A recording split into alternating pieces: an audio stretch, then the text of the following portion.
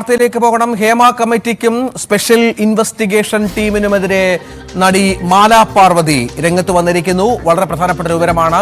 ഒരുപാട് ആക്ഷേപങ്ങൾ ഇതുമായി ബന്ധപ്പെട്ടവർക്ക് പറയാനുണ്ട്. ഡാനി പോളിനൊപ്പം ഇപ്പോൾ മാല പാർവതി ചേരുകയാണ് തത്സമയം.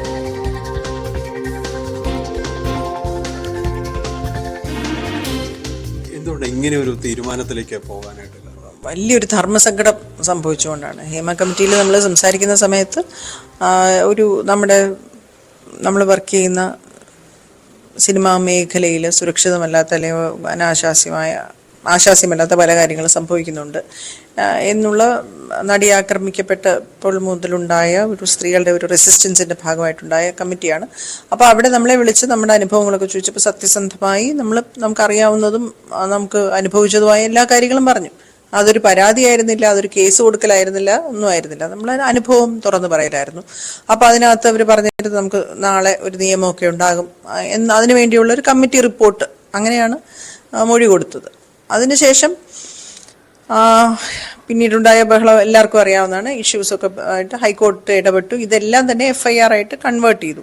അപ്പോൾ FIR ആയിട്ട് കൺവേർട്ട് ചെയ്തപ്പോൾ ഞാൻ SIT എന്നെ വിളിപ്പിച്ചപ്പോൾ ഞാൻ അവരോട് എന്ന് പറഞ്ഞു, എനിക്കിത് കേസായിട്ട് മുന്നോട്ട് പോകാൻ താല്പര്യമില്ല. കാരണം ഇത് നമുക്കിതിനകത്ത് എന്താ വേണ്ടത്? നാളെ ഒരു സിനിമയിൽ ഒരു കോൺട്രാക്ട് വയ്ക്കുമ്പോൾ അൺവാണ്ടഡ് ടച്ച് ഒഴിവാക്കണം ആക്ടേഴ്സ് എന്ന് വെച്ചാൽ എൻ്റെ പ്രൊഡ്യൂസറും പ്രൊഡക്ഷൻ കൺട്രോളറും അല്ലെങ്കിൽ പ്രൊഡക്ഷനും ഒന്നും ബന്ധപ്പെട്ട ഒരു പ്ലാൻഡ് ആയിട്ടുള്ള ഒരു അറ്റാക്ക് അല്ലായിരുന്നു. ഷോർട്ടിൽ വെച്ച് ഇടയ്ക്ക് വെച്ച് ഒരാൾ ഗ്രൂപ്പ് ചെയ്തൊരു ഇൻസിഡൻ്റ് ആണ്.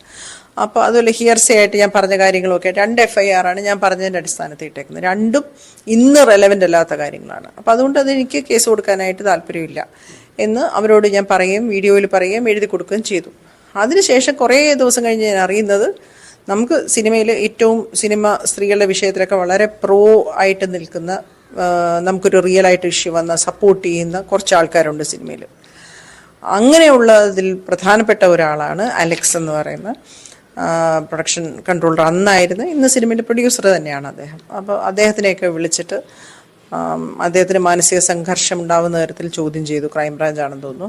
അപ്പോൾ അവർ ചോദ്യം ചെയ്തു. അപ്പോൾ ഞാൻ പറയുന്നത്, നമ്മളിപ്പോൾ ഒരു ചാനലിൽ ജോലി ചെയ്യാൻ പോയി.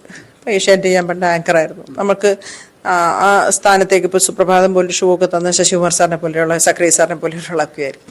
അപ്പോൾ അവിടെ വന്ന ഒരു ഗസ്റ്റ് നമ്മുടെ അടുത്ത് മോശമായിട്ട് പെരുമാറി. വർഷങ്ങൾക്ക് ശേഷം നമ്മൾ തുറന്നു പറയുകയാണ്. അപ്പോൾ ശശികുമാർ സാറേ എന്ന് പോലീസ് സ്റ്റേഷനിൽ ഇരിക്കേണ്ട ഗതികേട് നമ്മൾ ഉണ്ടാക്കിയാൽ എന്താണ് അവസ്ഥ? അത് നമുക്ക് എത്രമാത്രം മാനസിക സംഘർഷം ഉണ്ടാക്കും. അതുപോലെയാണ് എനിക്കിപ്പോൾ അനുഭവപ്പെടുന്നത്. അങ്ങനെ അവരെയൊക്കെ പെടുത്തിക്കൊണ്ടു അങ്ങനെ നിരപരാധികളായ ആൾക്കാരെ മാനസികമായിട്ട് വിഷമിപ്പിച്ചിട്ടോ നമുക്ക് നീതി കിട്ടുന്നില്ല. മനസ്സിലായോ? സമൂഹം അവരെ സംശയാസ്പദമായി നോക്കുന്ന തരത്തിൽ നിർത്തുമെങ്കിൽ എനിക്ക് അങ്ങനെ ഒരു നീതി വേണ്ട. അപ്പം എനിക്ക് പരാതിയില്ലാത്ത ഇതുകൊണ്ട് എന്നെ ഇതിൽ നിന്ന് ഒഴിവാക്കി തരണമെന്ന് ബഹുമാനപ്പെട്ട സുപ്രീം കോടതിയോട് ഞാൻ ഹർജി നൽകി. ഉദ്ദേശിച്ച ലക്ഷ്യങ്ങളിൽ നിന്ന് ഹേമ കമ്മിറ്റി അത് മാറുന്നതായിട്ട് തോന്നിയിട്ടുണ്ട്. ഹേമ കമ്മിറ്റി ഇപ്പോൾ രംഗത്തില്ലല്ലോ. ഹേമ കമ്മിറ്റി നമ്മളോട് ഡീപ്പോസ് ചെയ്യാൻ വന്നവരോട് പറഞ്ഞ കാര്യം ഇതൊന്നുമല്ല. ഒരു കേസാക്കുമെന്നും പറഞ്ഞിരുന്നില്ല. ഇതൊരു പഠനത്തിന്റെ ഭാഗമാണെന്നും നിയമം ഉണ്ടാവാനാണെന്നുമാണ് പറഞ്ഞത്. ജസ്റ്റിസ് ഹേമ നമ്മളോട് പറഞ്ഞ കാര്യങ്ങളല്ലല്ലോ ഇപ്പൊ നടക്കുന്നത്. ഈ അന്വേഷണ സംഘങ്ങൾ പ്രത്യേക അന്വേഷണ സംഘം എപ്പോഴെങ്കിലും വിളിപ്പിക്കുകയോ കാര്യങ്ങളോ ഉണ്ടായിട്ടുണ്ട്? അതെ, വിളിപ്പിച്ചപ്പോഴാണല്ലോ എനിക്ക് 2 FIR ആണ് ഇട്ടേക്കുന്നതെന്ന് അറിഞ്ഞത്. ഞാൻ അവരോട് എനിക്ക് കേസ് കൊടുക്കാൻ താല്പര്യം എഴുതി കൊടുത്തു. എൻ്റെ പേപ്പറും എൻ്റെ കയ്യിലുണ്ട്, എൻ്റെ കടലാസ് എൻ്റെ കയ്യിലുണ്ട്. ഞാൻ എഴുതി കൊടുത്ത മൊഴിയുടെ പകർപ്പ് എൻ്റെ കയ്യിലുണ്ട്. എന്തെങ്കിലും ഒരു ഉദ്ദേശ ലക്ഷ്യങ്ങൾ അങ്ങനെ ഉണ്ടായിട്ട് തോന്നിയിട്ടുണ്ടോ ഈ അന്വേഷണ സംഘത്തിന്, പ്രത്യേകിച്ച് ഇതുപോലെ വിളിച്ചു വരുത്തുമ്പോഴും കാര്യങ്ങളും എല്ലാം? ഇല്ല, അവരുടെ ഉദ്ദേശത്തിനെ കുറിച്ചൊന്നും ഞാൻ ചോദ്യം ചെയ്യാനാണല്ലോ. അവരുടെ ഉദ്ദേശമൊക്കെ നല്ലത് തന്നെയായിരിക്കും. അവർക്ക് ഇങ്ങനെയൊക്കെ അല്ലേ കേസ് തെളിയിക്കാൻ പറ്റുള്ളൂ എന്നുള്ളതാണ് അവർ പറയുന്നത്. ഞാൻ കേസായിട്ട് കൊടുത്ത ഒരു കാര്യമല്ല എന്നുള്ളതാണ് എനിക്ക് പറയാനുള്ളത്. പരാതിയിൽ അങ്ങനെ ആയിരുന്നില്ല ഉദ്ദേശിച്ചത്? അല്ല.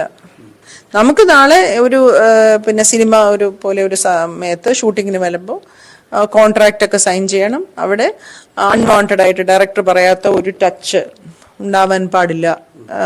അൺവാണ്ടഡ് ആയിട്ടുള്ള ഒരു ടച്ച് ഒന്നും ഒരു ആക്ടറും ചെയ്യാൻ പാടില്ല. ഇന്റിമേറ്റ് സീൻസ് ഡയറക്റ്റ് ചെയ്യുന്ന ഒരു ഡയറക്ടറുണ്ട്, അതിന് എക്യുപ്മെന്റ്സ് ഉണ്ട്. ഇതൊക്കെ വെച്ചിട്ടായിരിക്കണം ഇങ്ങനെയുള്ള കാര്യങ്ങൾ ചെയ്യാനൊക്കെയുള്ള നിയമമൊക്കെ വരണം എന്നുള്ളതാണ് നമ്മുടെ ഉദ്ദേശമായിരുന്നത്. അന്നും ഞാനത് പറഞ്ഞു, SITയോടും ഞാനത് പറഞ്ഞു. നമുക്കൊരു നിയമമൊക്കെ ഉണ്ടാവണമെന്ന് വിചാരിച്ച് നമ്മൾ പറഞ്ഞ കാര്യങ്ങളാണ്. അല്ലാതെ എൻ്റെ ലൈഫിൽ ഹോണ്ട് ചെയ്തിട്ടുള്ള ഇപ്പോഴും ഹോണ്ട് ചെയ്തുകൊണ്ടിരിക്കുന്ന ഒരു ക്രൈമൊന്നും അല്ല എൻ്റെ. അങ്ങനെയാണെങ്കിൽ ബസ്സിൽ വെച്ച് എത്രയോ പേര് കയറി പിടിച്ചിട്ടുണ്ട്. അല്ലെങ്കിൽ വേറെ എവിടെയെങ്കിലും അമ്പലത്തിലൊക്കെ പോകുമ്പോൾ വരെ ആൾക്കാർ മോശമായിട്ട് ടച്ച് ചെയ്യും, ഉത്സവത്തിന് പോകുമ്പോൾ ടച്ച് ചെയ്യും അല്ലേ, റോഡിൽ കൂടെ പോകുമ്പോൾ. അത് അവരൊന്നും നമ്മളൊന്നും പറയുന്നില്ലല്ലോ. അപ്പോൾ അതുപോലെയൊക്കെ ഒരു ഉപദ്രവമാണ് എൻ്റെ സംഭവിച്ചത്. തെറ്റാണ്, അല്ല നിസ്സാരം എന്നല്ല ഞാൻ പറയുന്നത്, ട്രോമാറ്റിക് ആയിരുന്നു. പക്ഷെ അതിൻ്റെ പേരിൽ നമ്മളെ ഇത്രയും വർഷം സപ്പോർട്ട് ചെയ്യുന്ന ആൾക്കാരെ ഉപദ്രവിക്കുന്നത് ഏതാണ് വലുതെന്ന് ചോദിച്ചാൽ ഇന്നസെന്റ് ആയിട്ടുള്ള ആളെ ഉപദ്രവിച്ചതായിരിക്കും എനിക്ക് കൂടുതൽ പ്രശ്നം. ഇൻഡസ്ട്രിയുടെ ഒരു പൊതു നന്മയ്ക്ക് ഉദ്ദേശിച്ച് പറഞ്ഞ കാര്യങ്ങളാണ് ഇപ്പോൾ ഇങ്ങനെ വന്നത്. അത് വിഷമാണ്. ഇതുപോലെ മറ്റാരെങ്കിലും ചേച്ചിയോട് കമ്മ്യൂണിക്കേറ്റ് ചെയ്തിട്ടുണ്ടോ? ഒരു കമ്മ്യൂണിക്കേഷനും ഉണ്ടായിട്ടില്ല. എനിക്കൊന്നും അറിഞ്ഞൂടാ. ഞാൻ ഇത് കേട്ടതേ ഉള്ളൂ. ഞാൻ അലക്സ് എന്ന് പേര് കേട്ടതേ ഉള്ളൂ. അപ്പൊ തന്നെ അയ്യോ അത് തെറ്റാണല്ലോ, അതിന് ഞാനായിട്ട് എന്തെങ്കിലും ചെയ്യണം എന്ന് എനിക്ക് തോന്നി. ഞാനായിട്ട് ഉണ്ടാക്കിയ പ്രശ്നമാണ്, അവരെ ഹരാസ് ചെയ്യാൻ പാടില്ല. അപ്പോൾ ഞാൻ എന്ത് ചെയ്യും, ഞാൻ ഒരു വക്കീലിനെ കോൺടാക്ട് ചെയ്തു. എന്നാൽ പിന്നെ സുപ്രീം കോടതി മൂവ് ചെയ്യാന്ന് പറഞ്ഞു. ഞാൻ എൻ്റെ കാര്യത്തിന് വേണ്ടി ചെയ്തതാണ്. അതിൽ പറഞ്ഞതിന് അപ്പുറത്തേക്കാണ് കാര്യങ്ങൾ ചെയ്യുന്നത്, അതുകൊണ്ടാണ്. അത്രേ ഉള്ളൂ. ഇപ്പോൾ സുപ്രീം കോടതിയിൽ ഇതായിട്ട് മുന്നോട്ട് പോകും. മുന്നോട്ട് പോകും എന്നുവെച്ചാൽ എനിക്ക് പരാതി ഇല്ലെങ്കിൽ എന്നെ വെറുതെ വിടണം. അറ്റ്ലീസ്റ്റ് ഇതിനകത്ത് ബന്ധമില്ലാത്ത ആൾക്കാരെ ഹരാസ് ചെയ്യാൻ പാടില്ല അല്ലേ. ഈ കമ്മിറ്റി റിപ്പോർട്ട് വന്നതിന് ശേഷം നടക്കുന്ന കാര്യങ്ങൾ, അന്വേഷണങ്ങൾ, അത് എങ്ങനെയാണ് കാണുന്നത്? അത് നല്ല രീതിയിൽ പോകുന്നു? നമുക്ക് അതിന്റെ ഡീറ്റെയിൽസ് മീഡിയ വരുന്ന മാത്രമേ എനിക്ക് അറിയാവുള്ളൂ. ഞാൻ അവിടെ ചെന്നപ്പോൾ അവരെന്നോട് പറഞ്ഞത്, ഇല്ല നിങ്ങൾക്ക് താല്പര്യമില്ലെങ്കിൽ ആദ്യം മെസ്സേജ് അയച്ചാൽ നിങ്ങൾ വീട്ടിൽ വന്നിട്ട് നമ്മളെ മൊഴിയെടുത്തോളാന്നാണ്. പിന്നെ അവർ പറഞ്ഞ സ്ഥലത്തോട്ട് നമ്മൾ പോയി.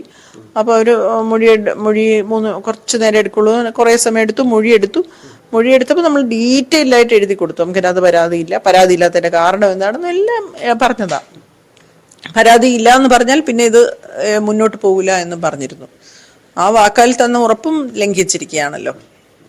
എന്തെങ്കിലും മാറ്റങ്ങൾ ഫീൽ ചെയ്യുന്നുണ്ടോ? ഈ റിപ്പോർട്ട് വന്നു, അതിൻ്റെ ഒരു ചർച്ച നടക്കുന്നു, അതിനുശേഷം ഇൻഡസ്ട്രിയിൽ സിനിമ ഒരുപാട് സേഫായി, ഒരുപാട് കാര്യങ്ങൾ സേഫായി. കുറെ കൂടെ ആൾക്കാർ അവെയറാണ്. പഴയ പോലത്തെ ഒരു കോൺവെർസേഷനും പരിപാടിയൊന്നും ഇപ്പം ഇല്ല. ഒരുപാട് കാര്യങ്ങൾ ബെറ്ററാണ്. ഞങ്ങളൊക്കെ വന്നപ്പോൾ ഉള്ള സിനിമയല്ല ഇപ്പോൾ ഉള്ള.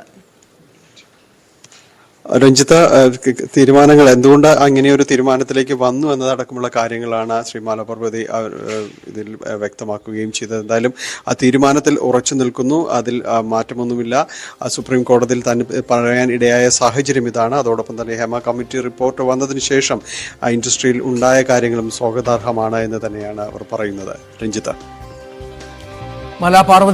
നടി മാലാപാർവതിയാണ് ചേർന്നത്. ഹേമ കമ്മിറ്റിയിലും ഒപ്പം ഇപ്പോൾ രൂപീകരിച്ചിരിക്കുന്ന പ്രത്യേക അന്വേഷണ സംഘം, സ്പെഷ്യൽ ഇൻവെസ്റ്റിഗേഷൻ ടീമിലും വിശ്വാസമില്ല. ഹേമ കമ്മിറ്റി അടക്കം വഞ്ചന കാട്ടി എന്നുള്ള പ്രധാനപ്പെട്ട കാര്യമാണ് ഇപ്പോൾ പറയുന്നത്. ഏതായാലും ഇനി തനിക്ക് ഉള്ള പരാതികൾ പിൻവലിക്കും, മൊഴികൾ പരസ്യപ്പെടുത്തുന്നതിനോട് യോജിക്കാൻ സാധിക്കില്ല എന്നുള്ള പ്രധാനപ്പെട്ട വിഷയമാണ് പറയുന്നത്. ഡാനി പോളിനൊപ്പമാണ് മാലാപാർവതി ചേർന്നത്.